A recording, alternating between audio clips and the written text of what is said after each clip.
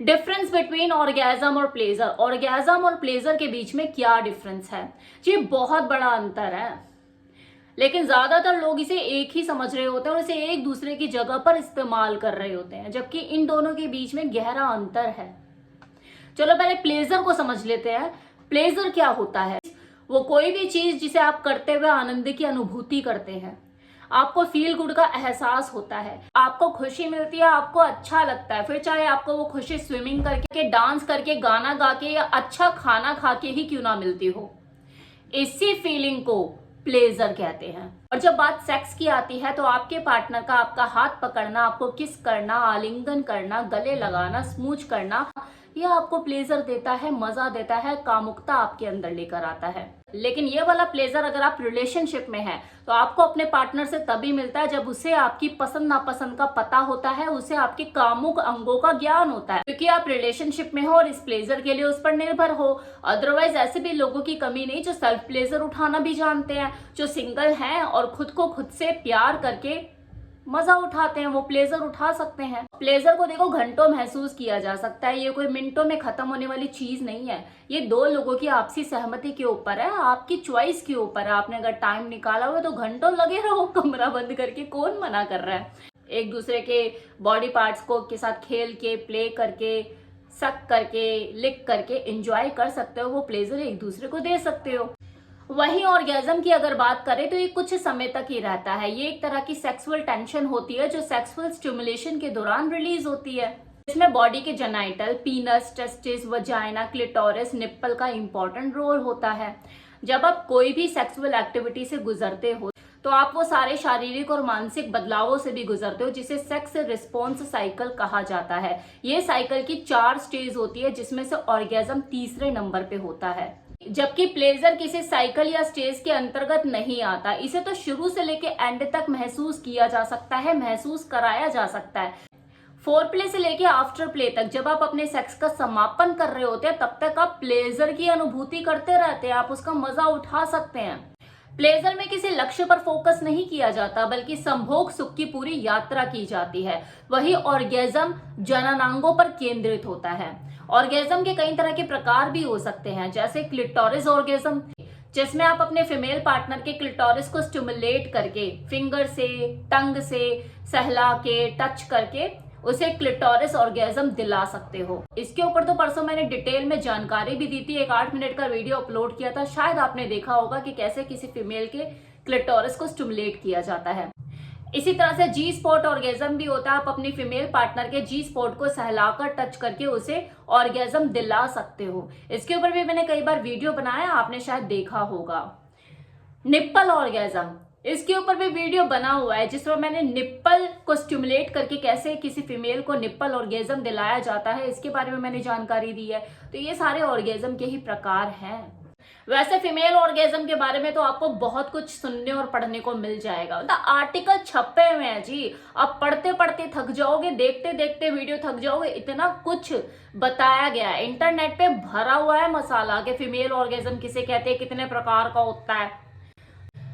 मैंने खुद इसके ऊपर कई बार वीडियो बनाए हुए हैं, क्योंकि लोग सुनना भी यही चाहते हैं। मेल ऑर्गेजम की बात करें तो इसके बारे में ना तो आपको ज्यादा कुछ सुनने को मिलेगा और ना ही पढ़ने को, और यही कारण है कि सामान्यतः लोग कंफ्यूज रहते हैं। लोग अपने डिस्चार्ज को ही ऑर्गेजम समझ लेते हैं, जो कि उनको खुद से भी काफी कमजोर और छींक जैसा ही लगता है। यहाँ तक कि वैज्ञानिक भी इस बात को बोलते हैं कि मेल के कंपैरिजन में जो फीमेल का ऑर्गेजम होता है वो काफी देर तक और लंबा होता है, मजबूत होता है, और उनकी ऑर्गेजम लेने की जो क्षमता होती है वो कंपैरिजन ऑफ मेल काफी तीव्र होती है और मल्टीपल ऑर्गेजम महसूस कर सकती है। पुरुष का ऑर्गेजम पटाखे जैसा, वहीं महिला का ऑर्गेजम आतिशबाजी जैसा होता है, जिसे ना केवल वो खुद महसूस करती है और एंजॉय करती है, बल्कि उसका मेल पार्टनर भी उसे देख देख के आनंदित हो रहा होता है और एंजॉय फील कर रहा होता है, और यही एंजॉयमेंट उसके अंदर की एक्साइटमेंट का एक लेवल और अप ले जाती है। क्यों अब जलन हो रही है ना स्त्री के सुख से, ये तो वरदान है जो कुदरत ने उसको दिया है कि वो आपसे ज्यादा संभोग सुख को महसूस कर सकती है। अब इसे महसूस करने के लिए तो आपको स्त्री योनि में ही प्रवेश करना पड़ेगा। पुरुष होकर तो आप इस चीज को महसूस नहीं कर पाओगे।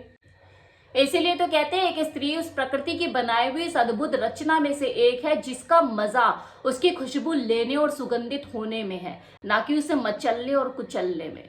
अब यहाँ तक तो आपको डिफरेंस समझ आ ही गया होगा प्लेजर और ऑर्गेज्म के बीच में। लेकिन आप जानते हैं कि सभी ऑर्गेज्म प्लेजरेबल भी नहीं होते। कुछ बैड ऑर्गेज्म होते हैं, तो कुछ फोर्स्ड ऑर्गेज्म, तो कुछ पेनफुल ऑर्गेज्म भी होते हैं। एक एक करके इसे डिस्कस कर लेते हैं। जैसे बैड ऑर्गेज्म किसे कहते हैं? जब आप अपने पार्टनर के साथ रिलेशनशिप में होते हैं और उसकी चुप्पी को रजामंदी समझ लेते हैं, मतलब वो सेक्स नहीं करना चाहती, वो आपको मना नहीं कर रही है लेकिन चुप है, और आप उसकी साइलेंस को ही उसकी हामी समझ बैठे हैं। बिना उसकी कंसेंट के आप उसके साथ सेक्स कर रहे हैं, तो ऐसे वाले सेक्स से मिलने वाला ऑर्गेज्म एक बैड ऑर्गेज्म होता है, जो कि उसको नेगेटिवली इफेक्ट करता है। उसकी साइकोलॉजिकल हेल्थ, उसकी फिजिकल हेल्थ, उसकी इमोशनल हेल्थ खराब होती है, और उसके साथ आपके बीच के रिलेशनशिप में भी नेगेटिव असर पड़ता है, जो उस वक्त तो नहीं समझ में आता, लेकिन आगे आने वाले टाइम में आपको धीरे धीरे महसूस होने लग जाता है, जब वो चिड़चिड़ी रहने लग जाती है, फ्रस्ट्रेट रहने लग जाती है, क्योंकि उसे वो काम करना पड़ रहा होता है जो वो नहीं चाहती है, उसमें उसकी रजामंदी शामिल नहीं है। Now second is forced orgasm. ये थोड़ा सा किनकी एक्ट होता है, या ये कह लो कि डोमिनेंट एक्ट होता है, जिसमें फोर्स्ड बोला जरूर जा रहा है लेकिन फोर्स्ड जैसा कुछ फील नहीं होता। सबमिसिव पोजीशन में जो व्यक्ति होता है, फिर वो चाहे मेल हो या फीमेल, उसे ये पसंद होता है कि मेरा जो पार्टनर है उसने मुझे कंट्रोल किया हुआ है, मेरे ऑर्गेज्म को भी कंट्रोल कर रहा है। इसमें कुछ गलत सही जैसी चीजें नहीं होती, ना ही कुछ अच्छा बुरा, इसमें जज नहीं किया जाता, क्योंकि इसमें दोनों की रजामंदी शामिल होती है। यहाँ पे वो जो सबमिसिव पोजीशन में जो व्यक्ति होता है, उसे अच्छा लगता है कि मेरा जो पार्टनर है वो मुझे रूल कर रहा है, मुझे कंट्रोल कर रहा है, मेरे ऑर्गेज्म को भी कंट्रोल कर रहा है, मैं उसके ऊपर निर्भर हूँ। वो चाहेगा तो मैं ऑर्गेज्म लूंगा, वो नहीं चाहेगा तो मैं ऑर्गेज्म नहीं लूंगा, और यही चीज उसको प्लेजर महसूस कराती है। यहाँ पर कोई जाकर कंप्लेन नहीं करने वाला कि इसने मेरे ऊपर अत्याचार किया, तो ये अत्याचार वो खुद से चाहता है, और यही चीज उसे प्लेजर देती है, उसको सुख महसूस होता है कि यार ये मेरे को फिजिकली और मेंटली कंट्रोल करता है, मैं सरेंडर पोजीशन में, मजा आता है मुझे इस वाली इंजॉयमेंट में, इस ऑर्गेज्म में, मैं इसे बार बार लेना चाहता हूँ। Next is painful orgasm. Physical pain से मिलने वाला ऑर्गेज्म पेनफुल ऑर्गेज्म होता है। इसमें कई बार किसी की व्यक्ति की अपनी चॉइस शामिल हो सकती है कि यार मुझे थोड़ा सा पेन चाहिए, थोड़ा सा वाइल्ड वे में करो ना, थोड़ा सा तेज से दबाओ ना, बड़ा लिपटा चुपटी तो बहुत होगी, थोड़ा सा रफ एंड टफ करते हैं, तो वो होता है पेनफुल ऑर्गेज्म। तो ये पेनफुल ऑर्गेज्म जरूर है, लेकिन उसको मजा आ रहा है तो उसके लिए मजेदार है। लेकिन जहां पर दो लोगों के बीच में उसकी मर्जी शामिल नहीं है और आप उसके साथ पेनफुल एक्ट कर रहे हो खुद के मजे के लिए, वो इंजॉय नहीं कर रहा है उसे, ना वो चाहता है, लेकिन आप जबरदस्ती कर रहे हो क्योंकि आपको अच्छा लगता है, तो ये चीज गलत है। ये चीज सही में उसके लिए पेनफुल ऑर्गेज्म है, जिसमें उसे बिल्कुल मजा नहीं आ रहा और वो चाहे तो इसके लिए ऑब्जेक्शन उठा सकती है।